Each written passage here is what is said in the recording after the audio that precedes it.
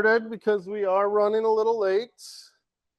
Everyone got their 50/50 raffle tickets that won them. That helps us pay for the venue here every month. That's right, Signa, hop to.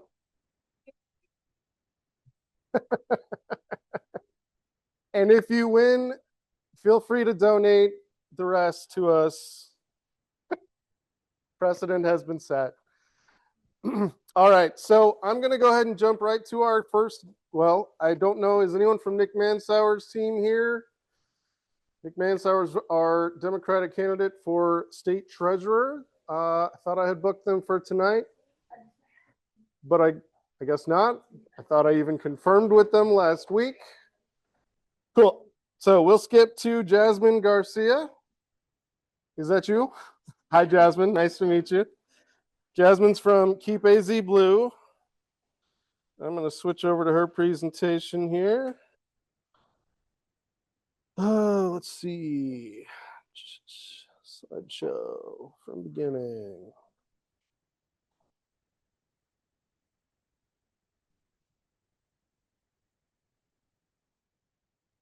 It's showing. Okay, cool. I don't have a clicker, so yeah, I think spacebar or the right arrow should do it. All right, everyone, please give your attention to Jasmine. Let me give her the mic. And also find me time to bring up. Yes, we're on Zoom, so. Okay. Hybrid meetings. Okay. Hello, everyone. My name is Jasmine Garcia, and I am the Deputy Political Director with Keep Arizona Blue Student Coalition. And today I'm going to be speaking to you guys about what we kind of do across Arizona and what we do as a group. Before I get started, I kind of want to give a little bit of a background on me. We always like to do our why and why we joined politics. So for me, I'm a first-generation Mexican-American citizen in my family. I'm a first-generation college student. As you can see, that's my family here. I'm the only American citizen within my family. So I kind of got to see the privilege of growing up as the only American citizen in our family, especially during times like now where immigration is becoming a very contentious issue within politics. So yeah, it's just my family has always been my reason why to be in politics. Ever since I was little, I've been very politically involved. I remember my first election that I remember vividly was Kirsten Sinema's election. I was in 5th grade, and I remember me and my friends, we would talk about it at the lunch table, which was a very weird conversation for 5th graders to be having, but we were all just always very politically involved. So that's kind of my reason why. And as for Keep Arizona Blue, we are a youth-led civic engagement group that focuses on youth voter turnout all across the state of Arizona. From the top of the ballot all the way to the bottom of the ballot, we always emphasize that local politics affects youth the most. And so we always try to show them like how they can get more politically involved. And our biggest goal is to get more youth involved across the state politically. We really focus on those 18 to 29-year-olds across Arizona and how we can get them to vote, but also how do we get them involved in politics. A lot of the times we see that youth want to get involved, but it's kind of hard nowadays. I remember when I was first trying to get involved in politics, I applied to so many different opportunities and I had to go out of my own way to find those opportunities. So we want to make it more accessible for youth voters and youth to get involved in politics. And some of the ways we do this are these different types of methods. So the first one we have is voter registration. We're very big on voter registration. We have a fellowship program that I'll talk a little bit more about later, but we have fellows across different campuses in Arizona that do voter registration. We have people weekly on ASU Tempe, downtown ASU, as well as some community colleges across Maricopa County. We recently also expanded to Yavapai Community College, as well as University of Arizona. We have student roundtables. These mostly pop up more during the election year. Our most recent one we had was with Ed Hermes, who was running for Phoenix City Council. But as we kind of get more into the midterms, and especially after the summer when people come back from summer break, is when we have more of those student roundtables where we bring a candidate in to sit down with a bunch of students. Some may be friends. We advertise them across college campuses as well, just to kind of have students see that face-to-face recognition with those political candidates, as well as voicing their issues that they're having within their own communities so that these candidates are able to hear them and kind of see a more student perspective. We have a lot of canvassing, filmmaking, and texting programs. We're part of a youth coalition with different youth groups across Arizona, such as Young Democrats, College Democrats, ASUYD, U of AYD. And through that, we do canvasses, phone banks, and textings. Last year, we did a lot of that for the school bonds and overrides that were happening across Arizona. Social media, we're very big on social media. We know that social media is where we're going to get our youth the most, and we do a lot of targeted ads. In the 2024 election cycle, we did 1.5 million social media impressions across different platforms. So that's how we know we're getting youth to see, like, on their day-to-day, like, oh, there's a political ad. And it's those different points of contact that really get the youth out to turn out. So, like, the more they see it, the more they're like, okay, maybe I should go out and vote. Maybe this is something that matters to me. We do a lot of community events as well. This one right here was in 2024 for Prop 139. We just basically, again, we advertise these on our like tablings across the different campuses. So we'll have voter registration, but also if you want to get more involved, come out to these different events where we'll have different candidates there as well, so that they can also see that candidates are involved in the day-to-day and it's not a very far away concept. And then we have candidate workshops as well, where we kind of teach candidates how to get more involved with youth engagement. A lot of times we see that candidates don't really pay attention to the youth just because we know that they're the least likely to turn out to vote. So a lot of the times candidates don't really want to focus on youth voters. So we kind of bring them in and teach them different ways that, like, you should be caring about the youth and youth voters and having and getting them to turn out to the polls. So this is back from our 2024 election cycle. So we had 281,000 raised from 2,720 individual donors in all 50 states. We are completely grassroots funded, so a lot of our money comes from those $5, $10 donations. So we're very proud to have gotten them from all 50 states, kind of continuing that outreach. With this money, we used it for our Gen Z targeted digital ad campaign. So those 1.5 social media impressions that I was talking about earlier, our campus organizing programs, which are those weekly tablings at those different community colleges and universities across Arizona. And then our biggest thing, which is our summer and fall fellowship programs. We basically take on a bunch of youth interns and we just teach them different things about politics. I started off as a fellow before I became the deputy political director. And honestly, throughout all the internships I've had within politics, I would say this is definitely the most rewarding because we really try to get our fellows really involved. So we'll invite them to different speaking engagements. I remember when I was a fellow, I spoke at different things, which I thought was crazy because it was like, what do I know? Like, I'm just barely starting off, but it helps you it makes you feel really involved and kind of like that you have a voice that you should be showing within the community. So yeah, we try to highlight our fellows a lot, but our biggest thing is our on campus, our tabling engagements as well with our fellows. This is a little bit more about the fellows. This was our 2024 fall fellows, so from that election cycle.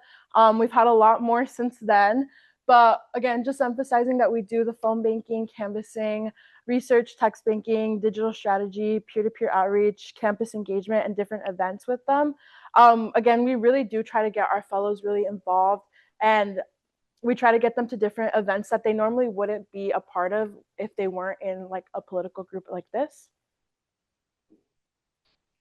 And then these are pictures from our 2024 election cycle with our different candidates across the state.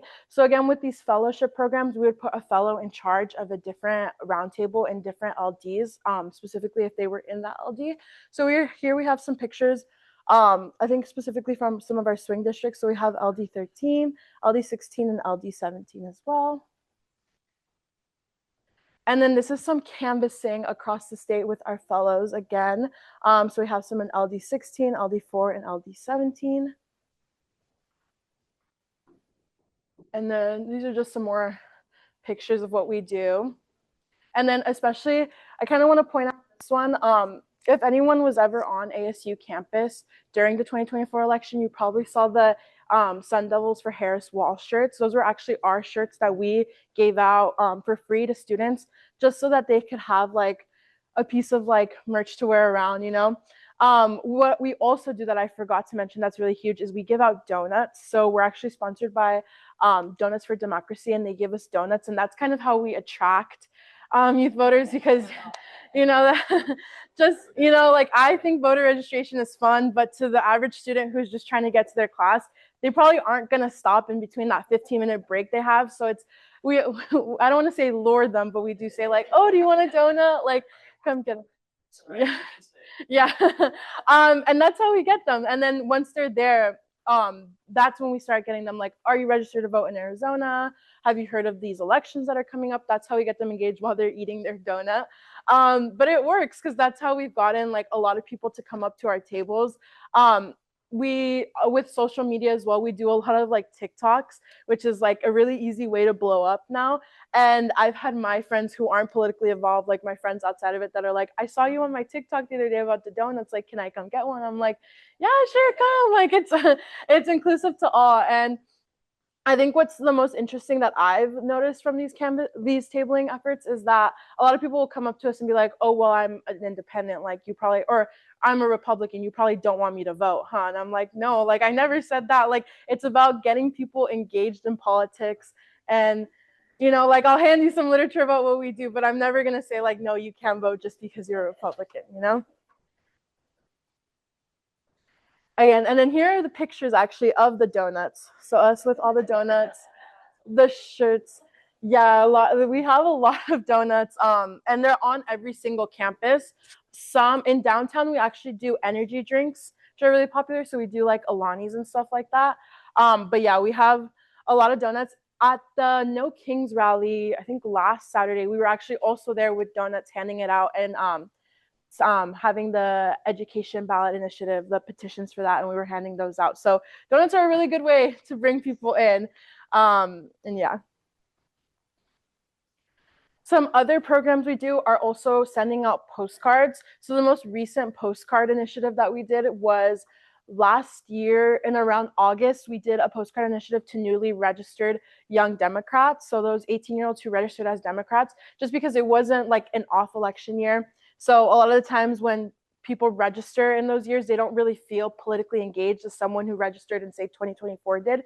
So we sent postcards just being like, welcome to the Democratic Party. Here are ways you can get involved. Here's who we are. Just again, trying to get those first steps so that people can kind of get more politically involved at the beginning as well. And then here are outcomes from the 2024 general election. Of course, we had some pretty big losses, but we like to say in Arizona, we had some pretty big wins, as well as like gaining a Democratic U.S. Senator. We protected school boards, and we protected abortion rights with the passing of Prop 139 as well. And this is kind of our impact in the 2024 election. You can read them up here, but again, like the 1.5 million ad impressions that we made across social media platforms is huge. We sent around 677,000 texts, 32,000 calls, again, like with those phone banking and texting efforts, 10,000 doors knocked, and we gave out 5,500 donuts on college campuses as well, and then sent out 18,000 postcards. Okay. And then these are kind of the numbers of who we contacted and just like different impressions we made on different people. So we contacted around almost 200,000 18 to 29-year-olds in 2024. And of those, 126,000 unique contacts later turned out to vote. So again, I'm not saying that like it was specifically our contact that made them turn out to vote, but it's those different points of contact. So it's our contact and maybe another one they saw out, and like an ad they saw out, and all the culmination of all that is what makes young people be like, okay, like I'm getting targeted, like maybe this is something important, and maybe this is like why I should turn out to vote. And then 42,000 first-time voters contacted, and then 73% of Democratic 18 to 29-year-olds we contacted across Arizona. So that's a pretty big amount of Democrats that we contacted across Arizona as well that later turned out to vote.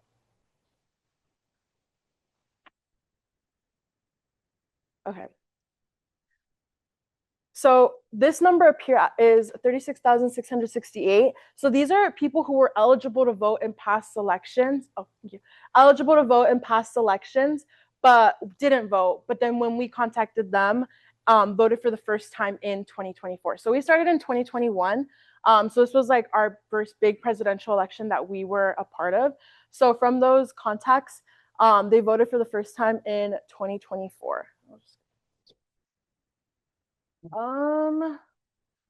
Okay. So across the US, we saw in this past election, a lot of youth voters actually turn more Republican and sway to the right. But actually in Arizona, you can see that there's a bigger gap and people were actually swaying to the left. So it just goes to show that youth groups like us that are making the effort to contact people is really important, because we can see that like in Michigan, it's pretty even. In Pennsylvania, like these gaps are very small and they're going to keep getting smaller if we don't like go out and contact these youth voters and get them engaged in the Democratic Party as well. Okay. And then here are some of our targets for this year. So of course we want to flip the legislature. We want to get more Democrats elected. These are just some of the districts that we're really targeting, that we see that we are able to flip. Yeah, this is just more about flipping the legislature. And then this is a really quick case study. So in LD9, Democrats won by 821 votes, but we see that there are 6,843 leaning Democratic 18 to 29-year-olds registered. So if we focus on targeting these these independents, then we are able to get them to sway Democrat and not have such close elections like this as well. Okay. Actually, since I'm a little short on time, what we like to say is that in Arizona, we have a very big Turning Point presence. And what we like to say is that we are trying to counter Turning Point. So in 2024, they had a bring your own ballot party on Mill Avenue, which is really crazy. But what we decided to do is we had our own bring your own ballot party on Baseline Road, which is just a road down from them, where we had people like say like, oh, come get like donuts, come, we'll fill out our ballots together. Just because like on college campuses, Turning Point is huge. Like as a college student, I see them everywhere. And a lot of times we don't see a Democratic group like that. So we like to say is that we're trying to be that Democratic group so that people have a positive outlook to look to. And then this is my last slide, but on National Voter Registration Day last year, we had huge impact. We actually had Katie Hobbs' team come out with us too and help us register voters. But we had a bunch of shirts, we had free coffee, we had donuts. We were on 10 plus campuses and we had a lot of young people register to vote. We had swarms around our tables. Like I was there all day and a lot of people were coming out and registering that day. Okay. And then that's my last slide. Thank you guys so much for listening. If you guys would like to donate to us, this is our QR code right here. And then questions, I forgot to update this. This is Francesca, who usually does the presentations, but I can send out my email as well. It would just be jasmine@keepazblue. And then we also have volunteering opportunities. So we have keepazblue.org/volunteer. And then our social media, it's really simple. It's just keepazblue. You can find us there. We don't post a lot, but well, I mean, we do try to post a lot, but we don't try to spam people because that's also really important to know with youth voters. But yeah, if anyone has any questions at all. Yeah. Thank you. Hey, quick question from Zoom. Francesca actually just reached out to me. They have an internship program. They've asked us to sponsor an intern for LD11, so I'll be talking to her about potentially doing that. But that's going to cost money. So open your wallets. Yes.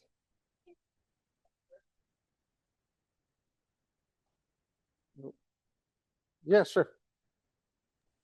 Okay, so our next guest, we have representatives from both of the ballot initiatives here that we are excited to be collecting signatures for. Maritza, do you want to come up first? Let's scan that first. Did I mute it? It says it's on. I might have muted it when I flipped it. All right, let me exit. There's the mouse. All right.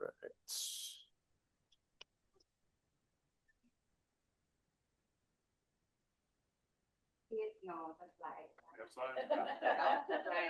She doesn't, but I put bullet points on my slideshow. So, oh, let me give you the mic for our Zoom viewers. Oh, I feel like I'm on like in the Avengers movie when it's like they say Avengers Assemble, because like I've been knowing you. Fern was my chair, Patrick was my chair, we're just missing Mahogany. Like this is amazing. So my name is Maritza Saenz. I'm with Lumen Strategies. I started my political career probably when I was like 10. I don't know, John was probably there. I okay. My first race that I worked on was for when I was 10, Phoenix City Councilman down here in South Phoenix. I was like the kid face that would bait people to open the door so we can start, getting petitions. I've done many campaigns since then. I was the executive director at Maricopa County Democratic Party for the crazy 2020 election. I say all that for you, first of all, to get to know me, but also I worked on a lot of campaigns. This Protect the Vote has been the easiest sell I've had to make. It is something that we can use to talk to our smart Republican friends. They are still out there. Our independent friends, again, our Democrats who are tired of all of this. So it's a great initiative. Super simple. I loved how you said we all have a why. We all have a why on why we vote. We all have a why on why we are politically active. We also have a how that's very personal on how we vote, right? So I am a recovering person who would hold on to my ballot until election day, and then I would take it in person until at the time Recorder Adrian Fontes said that I was one of the worst people in the world for doing that. So he's like, turn it in. Some of you may be the people that get the ballot. They already know who they're going to vote for. Very next day, it's in the mail, right? Some of you are people who hand it in on a Friday. Some of you are still people that want to do it in person. Some of you are people, again, like myself on election day, who just want the simple ability to get yours, your partners, your kids, whoever is in your household, and just quickly drop it off, right? However you vote, this initiative protects that. So the way that you vote, picture in your head, how did you vote in 2024, 2022, any off-year elections? All it does is take it from statute, put it in our Constitution, and protects that. That's it. That's all you got to tell folks. The way you vote right now, this will protect that. So there is some red meat in there that we put in there for the Republicans around voter ID, and you'll see that it's been a bit controversial until we actually explained it to folks. Oh, we're going to put some mean voter ID laws in there. We're going to, make restrictions on voter IDs. All it is, it's the same thing that Napolitano signed when she was in office. But it names it so that folks kind of think like, oh, voter ID laws, like, it's the same. We have some of the strictest voter ID laws in the country. We have some of the best run elections before the crazies in the country. Something else that I want to point out is that, again, some red meat for our Republican friends. Only voters can decide our elections, obviously. The way they like to throw things out. For us, what it meant was cyber ninjas and auditors cannot change our election results. That's why it's in there. There's also something in there because they also try to come after our curing process. So that's the process, right after our elections, if things are closed, AG Mays. And we need to go out there and we need to check everyone's ballot to make sure that they voted. We can check their signatures, make sure that it's counted. That's also in here and it protects that. So there's nothing that has changed in our laws except for two things. So the first thing is that it specifically states that the state legislature cannot mess around with our election rights anymore, right? That's one. The other thing is that it states that if you do not have an ID, this will provide a free ID for voting only for those folks who cannot get an ID. And again, these are registered voters. So it sounds very tough and it sounds very red on purpose, but all it is just restating the laws that we already have.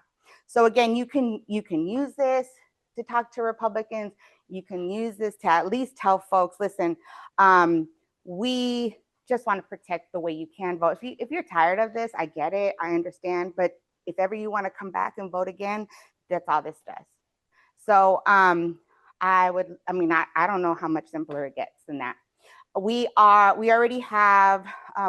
at the part of our process when thank you so much. Chester has been very involved. He's already gotten us some signatures at Rainbow Festival at No Kings, along with a lot of other LDs. This is in Navajo County. This is in Gila. This is in every single county from Navajo all the way down to Santa Cruz. This is here. So we have it out. We are very much ahead of what we wanted. We just got these out 2 weeks ago. We are in the process where some initiatives have been for like 4 months in previous elections and this one. Any questions at all? The only pushback I've heard is, why do we have to amend the Constitution? Oh, for sure. And it's, I mean, again, it's like, let's just protect us, right? And so, and to this point, the Save Elections Act was dead last week, but again, I guess it's alive this week. It's gonna be doing that all the time, right? It's gonna come back, it's gonna go, it's gonna come back. At the very least, if this gets passed, at least Arizona has some legal a ground to stand on when AG Mays takes it to court and protects us.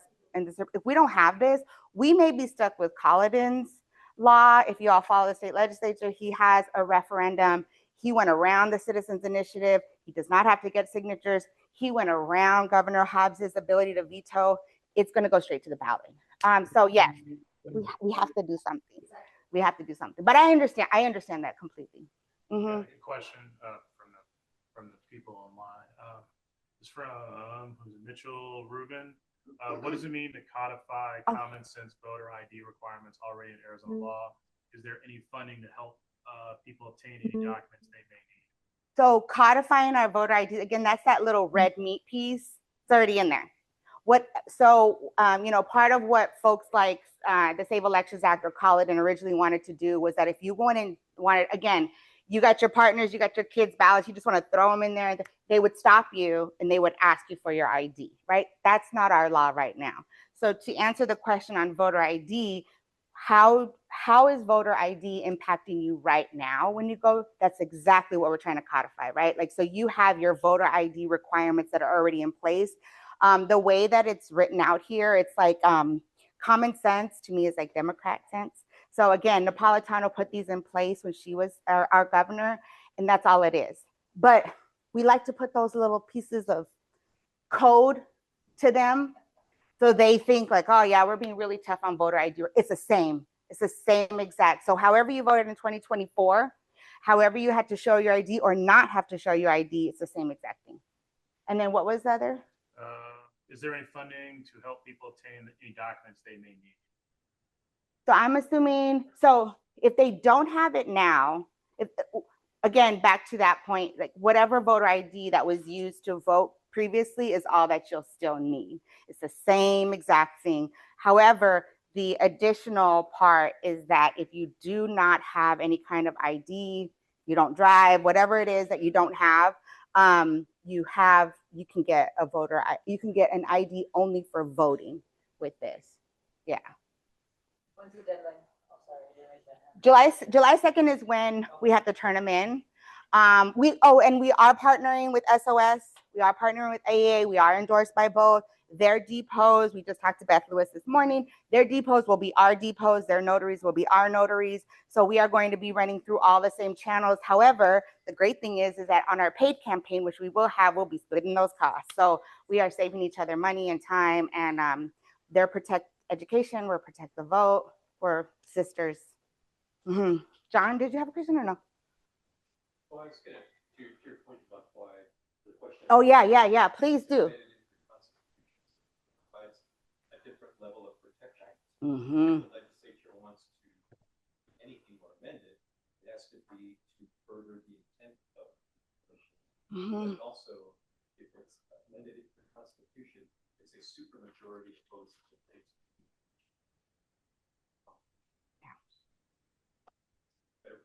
Jordan's involved with the legislature tries to change it every time. So Single after year. This Trump the legislature. Mm-hmm.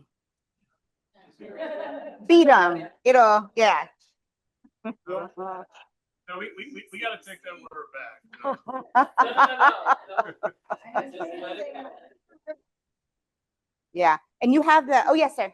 So none of these can be signed online, right? They cannot. They cannot. Everything is in person. Our goal is to have as many. So, for those of you who have never collected on initiatives, if we pay for a signature, we have maybe like a 40% validation rate. So maybe 40% of them are valid. With volunteers, it can be as high as 90%. So that's why we push so hard to get volunteers like yourselves out there in the field with these. And Chester has some. I have some more for you if you want them, but Chester has them. We're going to set up a notary to come to every LD meeting. So if you want to turn them in here, whatever is easiest for you all, that's what we want to do. Yeah. Yes. Anyone can sign this one. You don't have to be a specific district. Thank you for asking that. So every single voter on one petition page has to be from the same county. That's it. Another thing that I like to remind people is this is strict compliance, just like SOS. You have to stay within the lines. And if you are collecting from friends, do not sign the back until you get in front of a notary. Turn these in, take one with you, turn them in with one signature or 15 signatures. Like every single one counts. I have 1, 2, 3, 4, 5 voters in my house. And if I just get 5 of them to sign, that's fine. So yeah, and again, over Easter, I have Republican family members, like one MAGA craziness. They sign. Cause I'm like, hey, it's no big deal. I understand you're not supposed to sign your own petition though. That is correct. Yeah, and also to that point as well, don't notarize. Don't notarize your own. Well, you don't sign it. You don't notarize your own signature. Yeah. Or you can sign it, but it's not going to count. Yeah. Tell everybody what your goal. As far as how many signatures? Thank you. So we're a constitutional. We need a little bit more than SOS does. We need 383,000 valid signatures, which means we're shooting for 500,000 for that buffer. We do know the lawsuits are coming. Lawsuits are coming for them. Lawsuits are coming for us. So again, every single signature counts. Yeah. I will leave these. Yes. Okay. And I have some 1-pagers here too as well. So thank you. Oh, thank you for your work on Turning Point. I heard we got a majority on SRP. Wait. Spoilers. We'll let Janelle deliver that news. Okay. Raquel? So as Raquel heads up here, I will have dozens of copies of these petitions.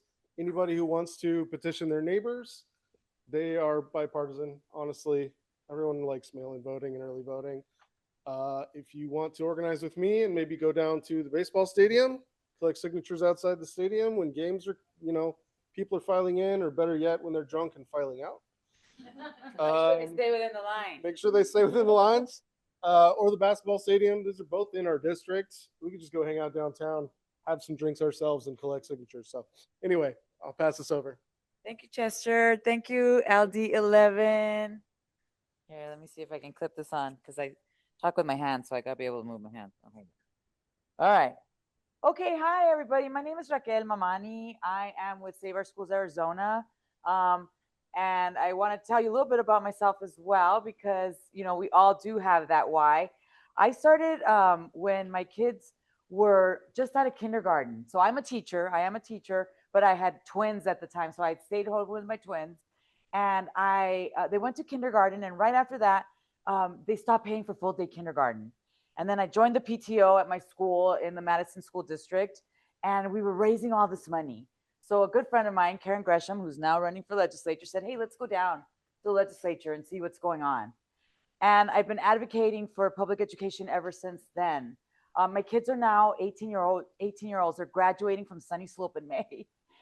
And we still don't pay for full day kindergarten. And not only that, but we are, at the bottom of the barrel in per pupil funding. We are #1 in teacher turnover. And we know that the legislature is focusing on everything else except for funding our public schools. Something else that I like to remind voters about, community members about, is that we said no to universal vouchers in 2018. If you're having kind of like that, didn't we already do this? Why are we doing this again? Because in 2018, 65% of voters said no to universal vouchers. And we were like, yay, we're done. Everybody pack it in and go home. No. We know that a couple years later, former Governor Ducey and the legislature rolled these universal vouchers into the budget against the will of the voters at the same time that they did the flat tax. And now we're $1 billion in the red. And you've watched the news, you're in this community, schools are closing all around us during an epidemic of school closures because of underfunding that is happening. You've got a legislature that and a state that's giving $1 billion away in these universal ESA vouchers. And so the legislature could have taken care of this. It wasn't like, whoops, we forgot the transparency and accountability. Oh my goodness. That's by design. If they wanted to, they could have fixed this, but it is a non-starter. They will not hear not one accountability piece of any transparency. And so, you know, we've decided that if they are not going to do anything about it, if they want to sit there and listen to bathroom bills and who's, you know, pronouns and all this other kind of nonsense that's already been vetoed, then we decided, along with AEA, which I'm also a member of, Arizona Education Association and Save Our Schools Arizona, getting together to run an initiative, which is different from the referendum, right? We're not referring a bill. We are proposing some common sense, and this is what the package does. This package was put together with input from parents and disability groups. We worked very hard to make sure that people know that this will not affect students with disabilities. It excludes, so everything I'm talking about as far as income caps and that kind of thing, excludes the students with disabilities whom this program was originally designed for. So what does the initiative do? Some very common sense things. Again, you know, just things that you would think were already in place. The first thing is that it will require folks taking that ESA money to get fingerprinted and do background check. You're probably like, what? They don't already do that? No, they don't already do that. So we want them to do this. You go to a public school, any teacher, any volunteer that goes into that public school, fingerprint clearing card, background check. You know, they love to talk about safety and safety for our students, where our children are not safe right now. We have heard, you know, it's in the news once again about vendors receiving the voucher dollars who had some bad stuff in their past. And so there's no way to know what's going on unless they get fingerprinted and background checked. It's going to reduce the fraud, waste, and abuse that we've been hearing about: the lingerie, the diamond rings, the $500 Lego sets, trips to Cancun, chicken coops. If you can download a ChatGPT curriculum, you can pay for it. So this will prohibit luxury items from being purchased with ESA dollars. It also ensures transparency for taxpayers. Right now, you've seen Channel 12 suing them. They've had to sue to figure out where that money is going. This would require that they report where the money is going and who is receiving these dollars. It would also put a $150,000 income cap, and people, you know, the detractors, the privatizers are like, oh, you know, Save Our Schools Arizona, you know, hates children that are, you know, well off. No, we don't. We have no problem. I have no problem. If you want to send your child to private school, that's great.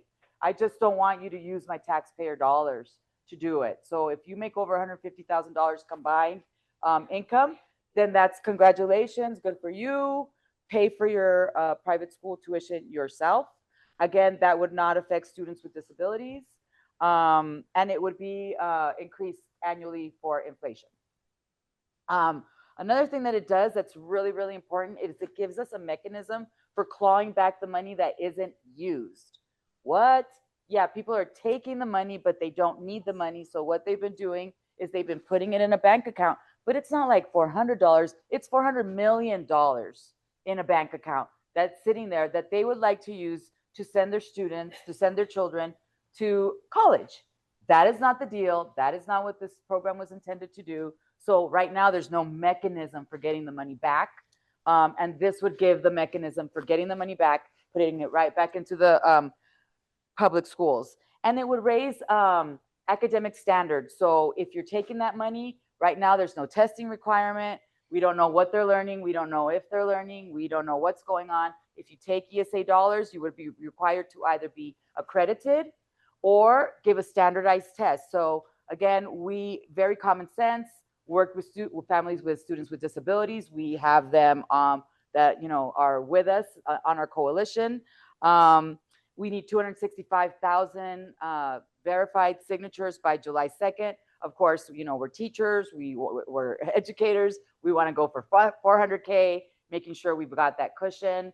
And right now we also, you know, since we're working with the AEA, we do have a paid component, but as she mentioned, as Maritza mentioned, the volunteers do a much better job because we care. And I do need to mention, I know my time is running short, but this is very, very important. So Betsy DeVos and the American Federation for Children, boo, filed right after we filed. They filed a copycat initiative.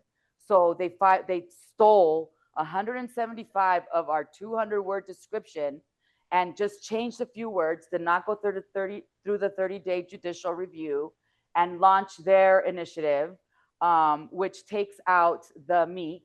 They did a little bit of the fingerprinting stuff, but there's no mention of voucher in the 200-word description. It's very easy to spot.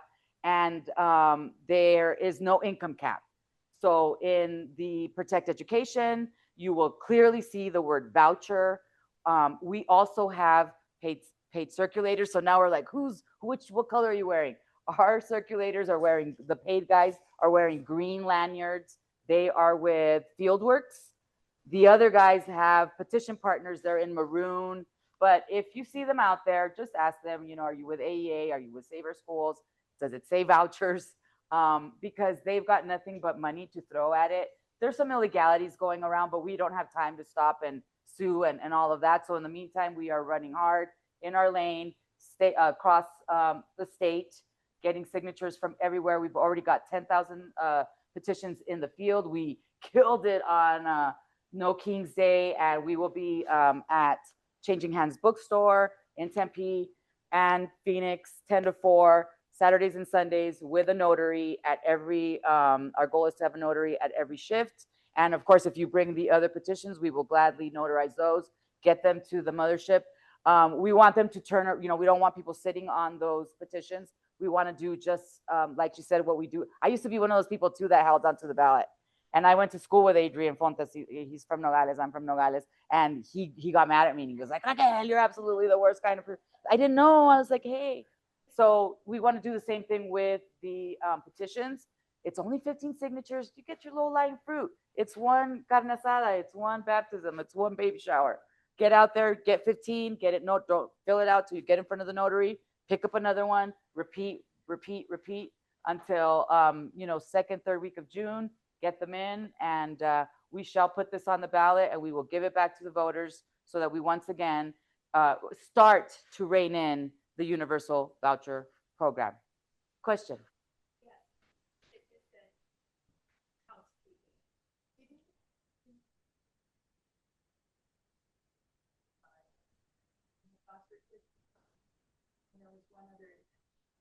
Exemptions for that if you had.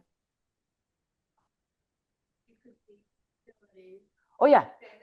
Yes, it had. Yes, military families. So yes, it started off with special education students. Then it was like wards of the state, DNF schools, military families. But they always kind of kept adding, right? Then they wanted to add like the bullied children, and then the, you know, and so it was always their intent to go universal. You know, right now, currently, just so you know, 75% of people receiving the universal ESA vouchers have never been in a public school to begin with, and they're sitting in Paradise Valley and Scottsdale in the priciest zip codes. So this whole, you know, school choice is really a scam and a grift and a fraud. What would happen if the other team also collects enough signatures? There's some again. There's some legalities being looked at there. You can sign both. They only have paid. We doubt that Betsy DeVos and the American Federation folks are going to be sweating it out in the summer. So we'd like to see them go and see how they do with their circulators. We don't think they'll get the signatures that they need, but bring it on is what we say. Would they both appear on the ballot? Yes. I believe yes, they would. The one that gets the most votes. If it doesn't get kicked off by by the lawyers in the meantime. The one that gets Wins. Yes. Vote yes on both. only one. The one with the most votes. It's Highlander rules. There can be only one. Right. Yeah, and Chester's got a bunch of petitions that you can check out from him if he needs more. I've got these little flyers that are in Spanish and English. They're really cute. This was the first one. We're like, why are they so little? They're gonna grow. This is just like the Barbie size, but they're adorable. They're in Spanish and English. I've got if people want clipboards with the little information on the back, I've got those in the car that you can just put a little clip on them. 15 signatures. That's easy. And then get it notarized and turned in, and then rinse and repeat. Thank you, LD11. I get the mic from you? Oh, yes, take them. I don't need him. I have a teacher boy with you. Okay, so at the No Kings rally, we collected over 200 signatures on the Protect the Vote.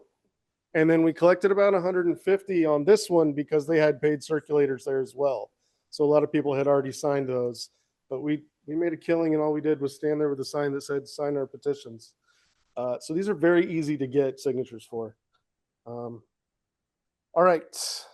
I'm going to go over our treasurer's report real quick, and then I will hand it off to Janelle first. And were there any other electeds here? I don't think any. Oh, Keisha, I'm so sorry. You came in a little later.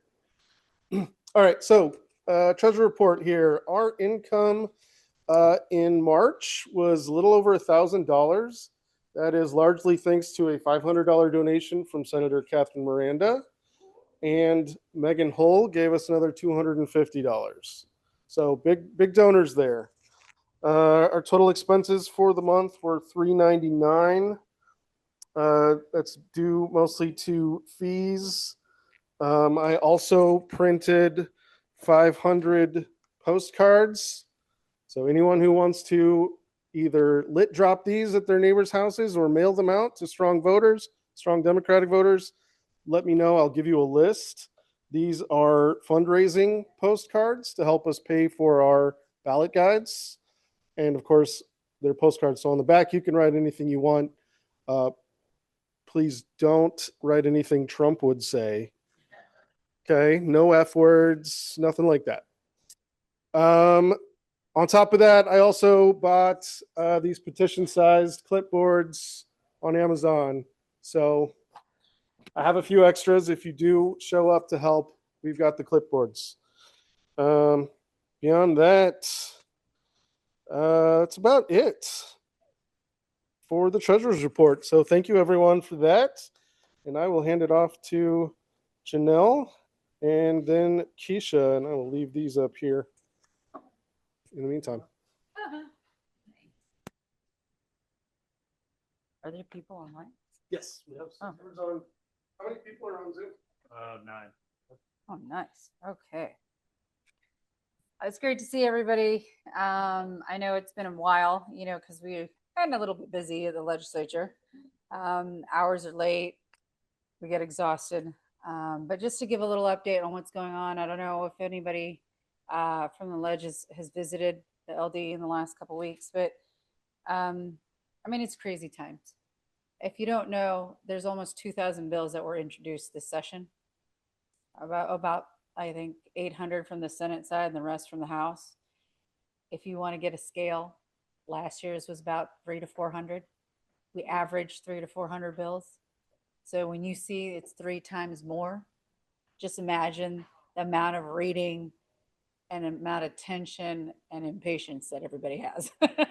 And so with that, right now, the House is reviewing all the Senate bills. There's over about 800 of them.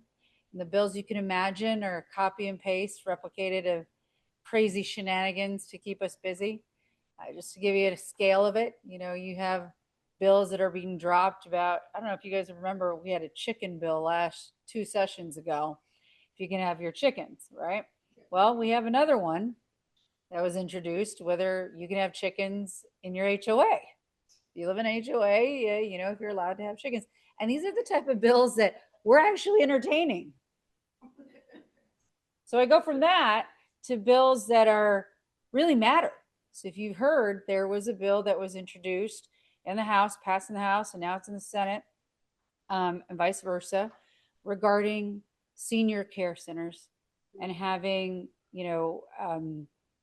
cameras monitor those who are at senior homes. And it was contentious in the beginning. And, my argument towards that is if you have a monitor or a camera in your child care center to oversee your children and make sure that they're taken care of, well, why wouldn't you do that in a senior home? And of course, those who are opposing it are the ones who own senior homes. And when you live in a state when the majority of the folks are over 55 and we're caring for our seniors who are you're talking about most challenged, why wouldn't we pass a bill that would hold these senior homes accountable? So you have stuff far ranged, which is kind of wild. And we're coming up to budget. Governor's pushing with obviously the issues, Prop 123. Nobody's getting along, so we're in a standstill. That means our legislature, we could be over in 2 weeks, or we can go into another 2 and 3 months, which is what it looks like. We're coming up to possibly June. So we'll be sitting there twiddling our thumbs. We'll probably have some time off because nobody can come to a compromise, which is another issue. A couple things I wanted to share with you also is that, during this time, you always wonder what your legislator does, right?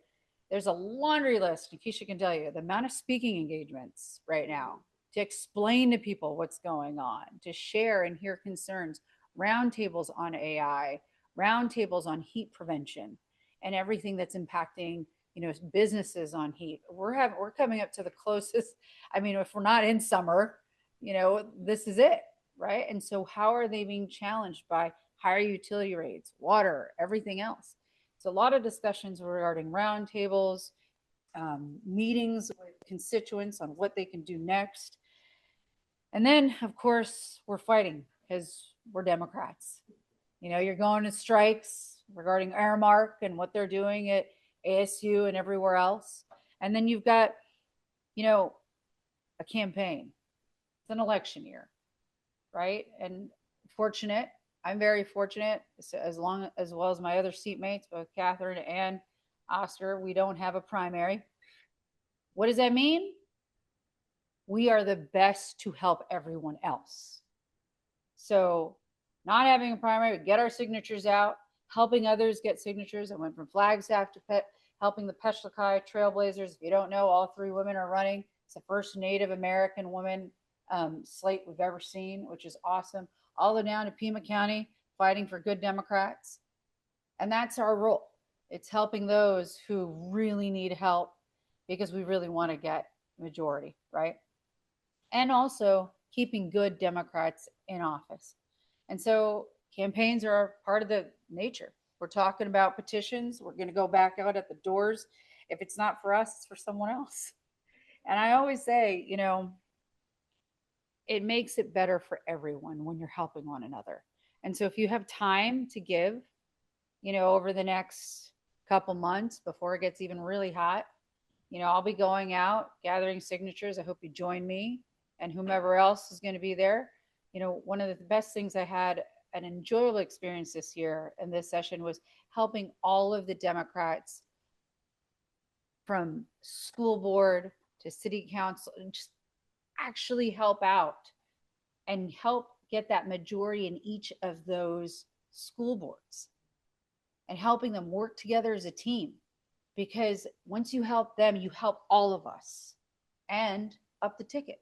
So, if you have time, I'm going to be reaching out to all of those candidates again. If you're listening on this line, you're coming with me to help someone else because the fight doesn't just stop in LD 11.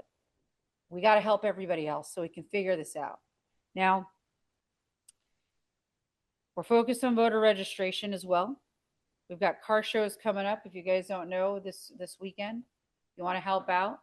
There's ways to help, have voter registration, have these petitions. And I think in about May, a few of us are going to open some campaign fellowships in LD 11. I don't know which, I think it's Catherine and I who are talking about it. I'm still talking to Oscar to see if he's willing, but training those in our district who it's their first time to engage and have a great experience, not just being helpful on a campaign, seeing the LD, but all the other components, be a part of ADP, MCDP. So we hope to give that experience to them. Other than that, any questions? That's my little update. No?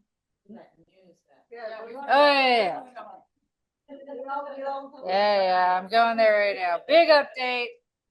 It's almost like.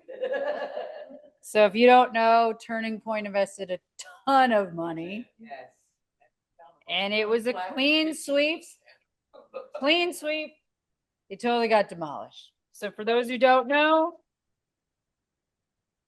at-large board seat 12, Chris O'Brien won. At-large board seat, Kathy Moore Almeida. Board seat 4, Lupe Conchis. Board seat 6, Ken Clark. And board seat 8, Melissa Harlan. What does that mean? We now have a majority on the board. So we are in a safe place holding at least one of our utilities. You know what I mean? So.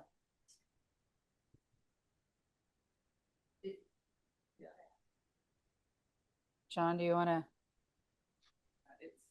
She was running for one of them. She was running for president. Yeah. Yeah, and ran for those seats.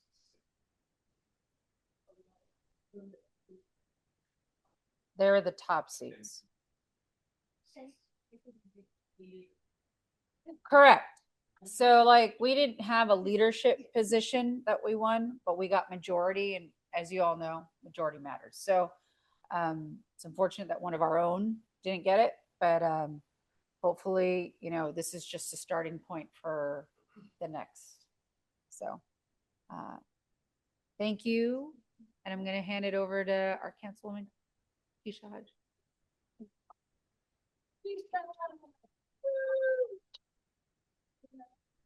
I know. I don't know. I mean, I love it.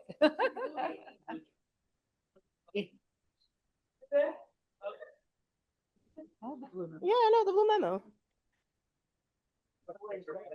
I knew you were going to say that, Patrick. I just knew you were going to say that. No, I do not. Sure. No, I wrote it down so I don't go off topic and go on a tangent. For those that do not know me, I'm Councilman Keisha Hodge Washington, actually Vice Mayor. I keep forgetting to say that.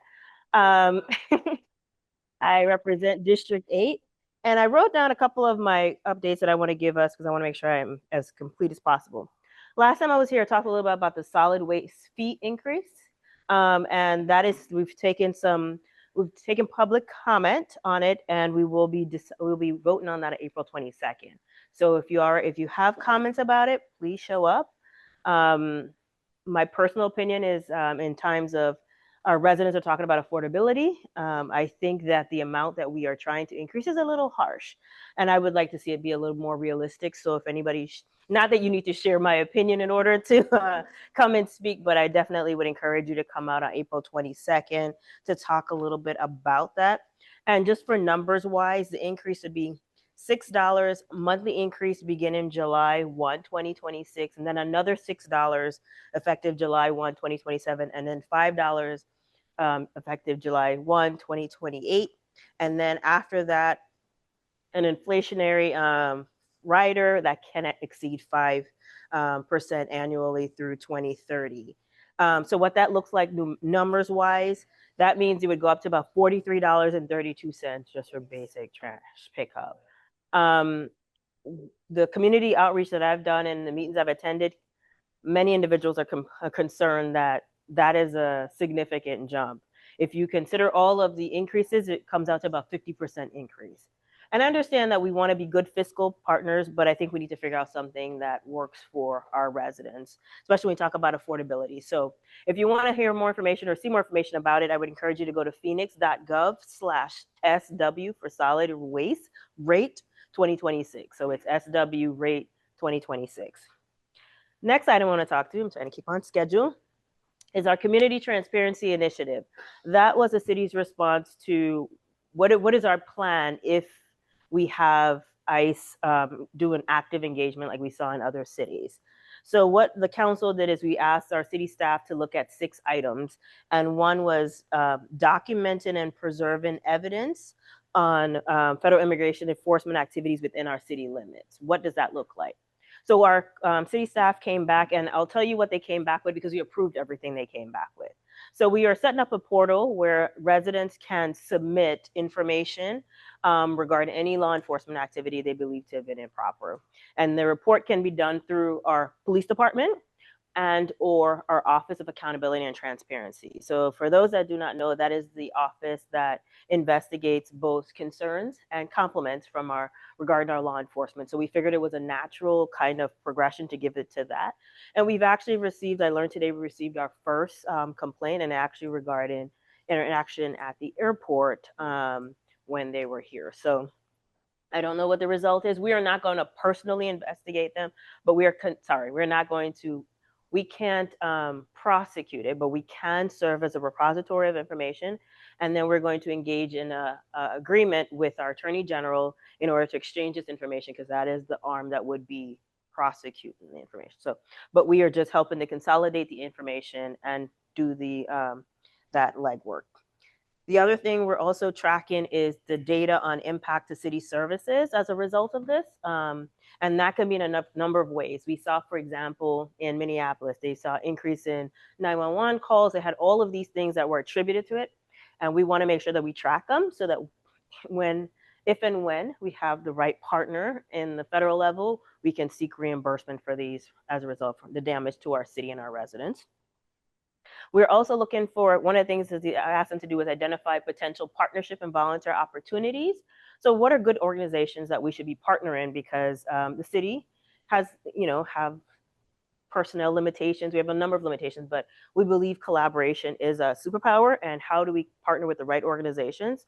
So we do have a list of organizations that we are looking into. We also want to ensure that all of our information, we also are implementing training for city employees as how to respond, especially for those that are in our public housing, our public facing spaces, to make sure they know what to look for from a warrant, those types of things. We want to make sure they're properly trained before anything happens. And it makes you feel any better, they're making everybody do it. I, in fact, received my notification on Monday that I didn't do it last week. So they're giving everyone a reminder, making sure they're trained multiple times so they become familiar with what that training looks like. We also launched our Know Your Rights page. It's a web page. Right now it's a lot focused on individuals, but we are individual and businesses, but we are also tweaking it to add additional areas per our vote. After we accepted the recommendations, we added 2 conditions. One was we wanted to expand the areas that we wanted the Know Your Rights campaign or information to share. And then we also wanted quarterly updates about how everything is going. Just similar to how we do with the public safety updates, we wanted to add this to that. So our Know Your Rights website is up. You can look at that, and that website is phoenix.gov/know your rights. Really hard to remember, but I forgot for a second. And we also, one of the things that we do is 1 minute. Okay, I'm gonna try my best. I'm gonna try my best. And then, so the website, it's multilingual. One of the things that we didn't want to do, most of the information was English and Spanish. We are making an intentional effort to translate it into as many languages as possible, because that's one of the concerns that we did hear. And then the last item was about allowing city property for staging by ICE. So Arizona is a little different than a lot of other states. Our friends of the legislature have tied our hands in a number of ways, so we had to be creative.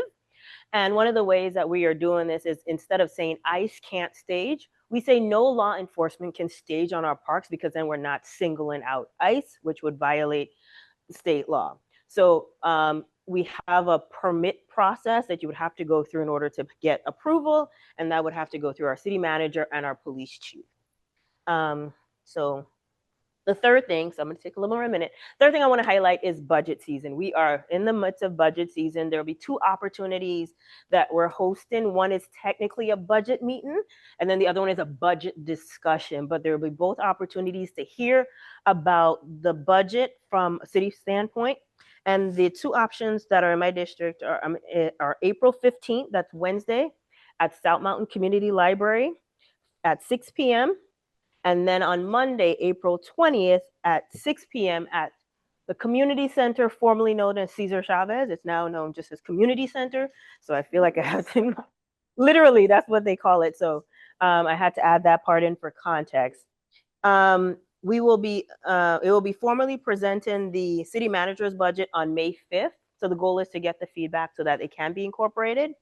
The priorities that I want to highlight as well on the budget. So I should back up and say this year we're actually in a relatively decent financial position, but we know based on some of the tax conformity, we will not be in a good fiscal perspective. So we are setting aside some of the money from this year's budget for fiscal year 27-28. We're setting aside $75 million in order to cover that so we don't have to make any cuts in 27-28. And then we are also setting aside $53 million for labor negotiations because it's about that time we have to start negotiating with them. But that still left us with about 50, let me get the number right.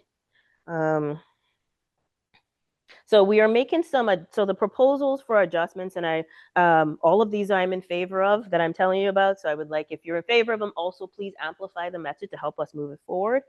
And so we are focusing primarily on 5 areas. In terms of supplements. So these are new programs. So anything that's already been funded will continue. These are additional investments. Community health and safety. There are some parks in the district that will get new lighting. We also will provide some operating to on Esteban Park, that's in the area. That is getting the bond renovations, but now this provides for operating staff. Lights at Hilaria Rodriguez Park. That's a park that has not been able to do a lot of things in the evening. We also, for the first time, will be trying to set aside a childcare set aside for residents of Phoenix because we know that's one of the things that we are hearing from an affordability standpoint. The proposal right now is $5 million to do that. We also are looking to fund what we call a flexible emergency financial assistance of $1.5 million because sometimes there are needs that don't fit into the broad categories of rental assistance or utility assistance. It could be my car broke down and I can't get to work. And we are trying to put aside a set of, but this would come with case management and financial literacy. So it's not just that we're going to fix this problem. We're going to fix this problem and ensure that this doesn't continue. Also, enhanced teen programming. The South Phoenix Youth Center would be the beneficiary of that. And as you know, that many of you may know, that is not funded or does not stay open. Pretty much, it doesn't stay open regular hours as many other community centers. And we want to make sure that they have money to do programming. So that's the proposal is $500,000 to get that center operating. We also are going to be investing in our homeless shelter, what we call our continuity plan. We have lost significant money as this new administration and there's not as much funding. So shelter operations, $12.9 million will be going into the budget to keep our current facilities on track because we still have a need for them. And 1.5 for heat relief funding as well. 1.5 million to Keys to Change campus to continue with some operational support that we provide. And then this one is my personal favorite, $2.5 million for master leasing. So master leasing doesn't have a sexy name, but it really means that the city will enter into as the tenant for property for those who otherwise might have difficulty finding rent and being able to find a home. So for example, we know we don't get our fair share of housing choice vouchers. And that has been an excuse we have used for so many years as to why people can't move into the system.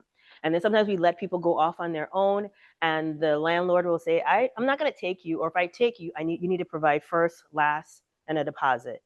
If they can barely make it, asking them for first, last, and but if the city is the tenant, we can sublease to that person and take them bear the responsibility. So we saw this program. I got the opportunity. I serve as the chair of the Community Services and Education Subcommittee, and we saw a program similar to this in California and the progress it was making. So this is our opportunity to pilot it, and I am beyond excited that we're actually going to be able to help quite a bit of individuals who would otherwise not be able to get housing, and try and free up more space in our shelter system to provide solutions. So, okay, sidebar.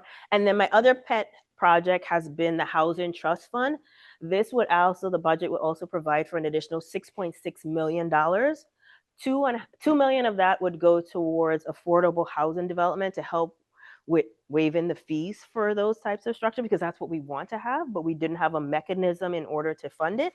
So we will have, if the budget passes, we'll have that, as well as $1 million for pre-approved housing planned, and additional funding just for general housing initiatives. So those are my priorities. If you share those priorities, please they come out and speak in favor of them. If you don't, if you have other things, please bring them up as well. But really, the budget is the time for where we really want to hear from the community so we can move forward. And then one more thing, two more. So the FAA, the district also includes the airport. The FAA will be releasing what's called the Phoenix Area FAA Modernization Project. And that's a fancy way of saying they're looking at the flight paths. And we remember, some of us may remember what happened when they did that before.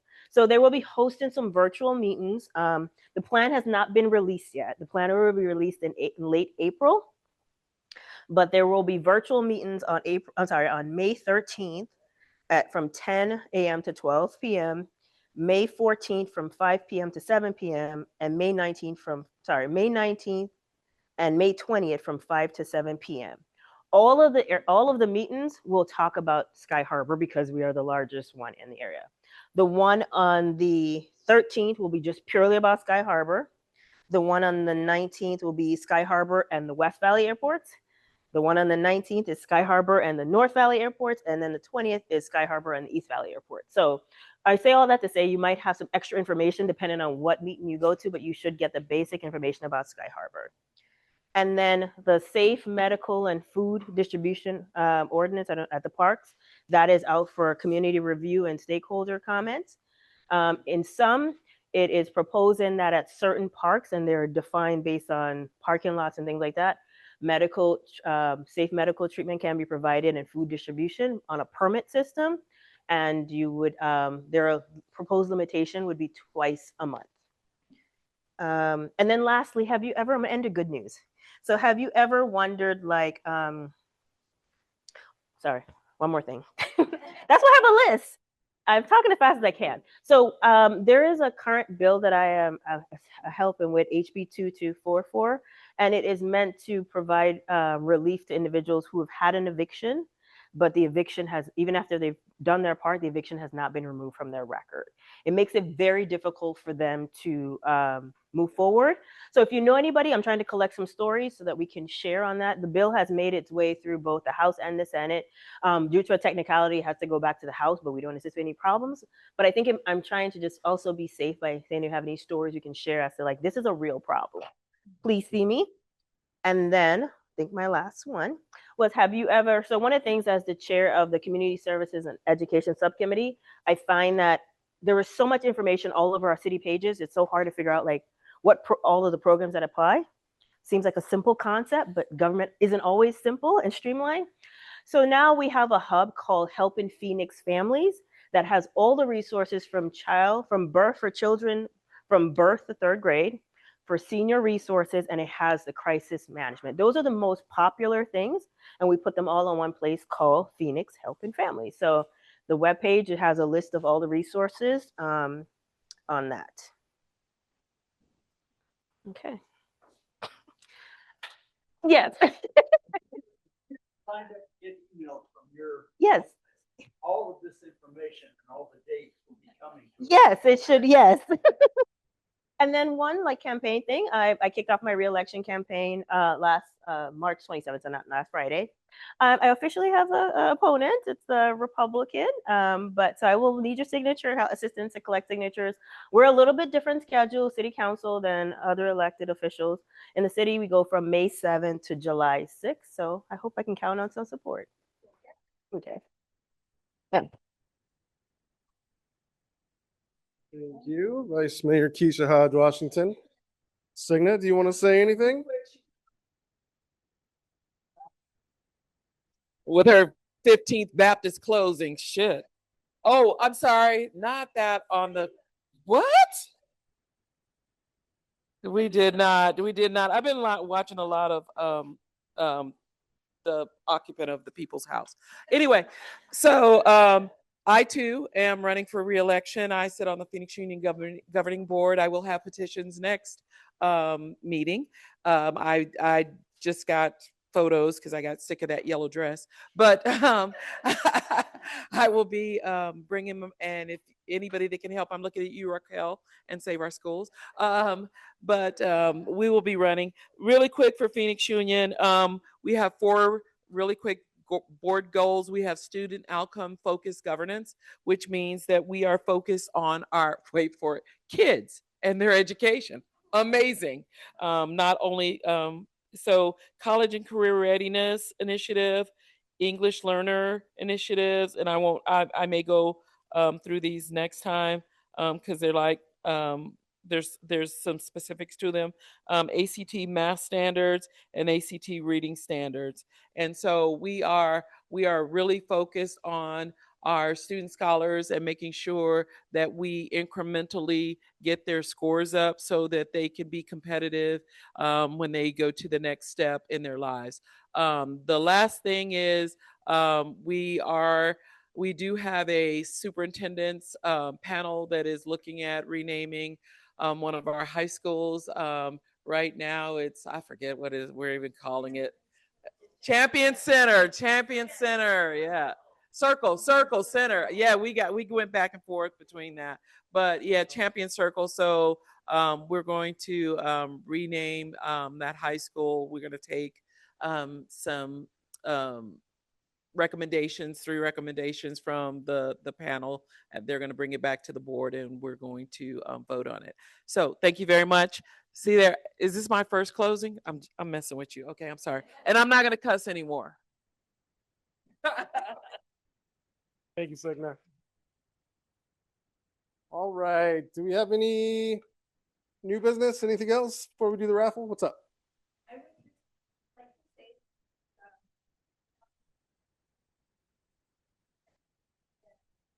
Bank and everything where they sent a message to people who I believe it was high advocacy voters, but not become PCs. And I would like to introduce Michaela. Oh, excellent. Michaela, welcome.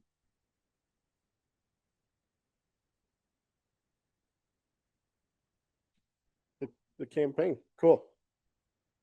All right, for the Zoom viewers, MCDP sent out a text blast to high efficacy Democrats in the district asking them to become PCs. And we had a few success stories, one of which showed up tonight.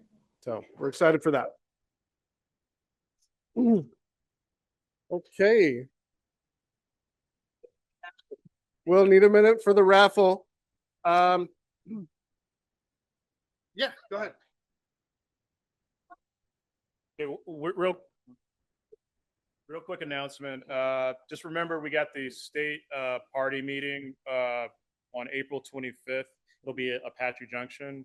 I know there's going to at least be like business from the rules committee, although the meeting was tonight and I decided to come here versus almost cussing people out online. So, but yeah, exactly.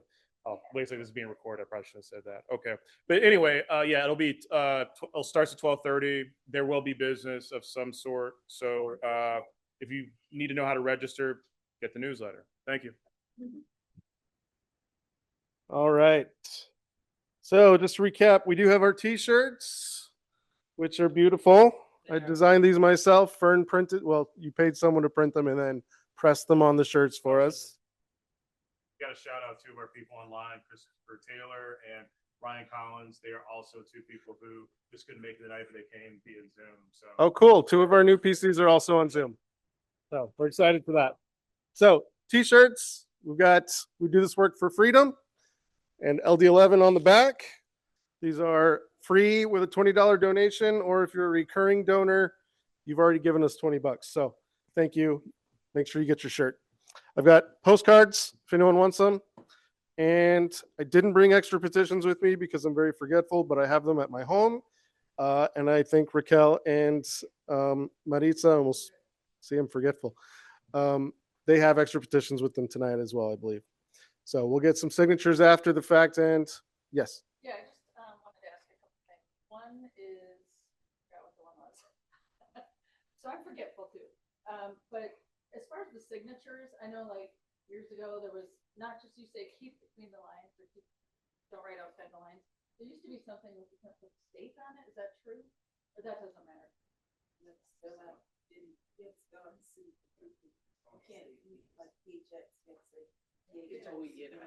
Okay. Yeah, and then you have to make sure that your date has the year, so do it, for when, you do it out of April, yeah, Full day. yeah. And then, Save Our Schools has a 7-minute training that is great, so you just, it just refreshes everything. Yeah. Okay. Stay between the lines as best as you can. If somebody, some people have big J's or Y's, just skip a line. If they go super crazy, just skip Is there over. like a video so that? Yeah, there's a maybe that 7-minute we video. can Share On the that website? 7-minute video. 7-minute video. Yeah, we can share that on our newsletter. Yeah. Thanks. And the other Cool. thing I remember, a few people asked me if there's like an agenda for like tonight's meeting. And is there one? I put it in the presentation. I can send it out, and we do minutes as well. I always put the presentation together like a few hours before the meeting, so we don't send it out beforehand. Yeah. We do typically know who our guest speakers are going to be ahead of time, so we can include that in the newsletter. just let me know. Yeah. Forgetful, this guy. Hear what their shenanigans are about. And hopefully that will stand us. So can't wait to get that posted. All right. So did we have anything else from? Helping people at home. No. Okay, excellent. Well then, I believe that is, we'll do our 50-50 raffle after we adjourn. And I guess motion to adjourn. Okay, Carrie,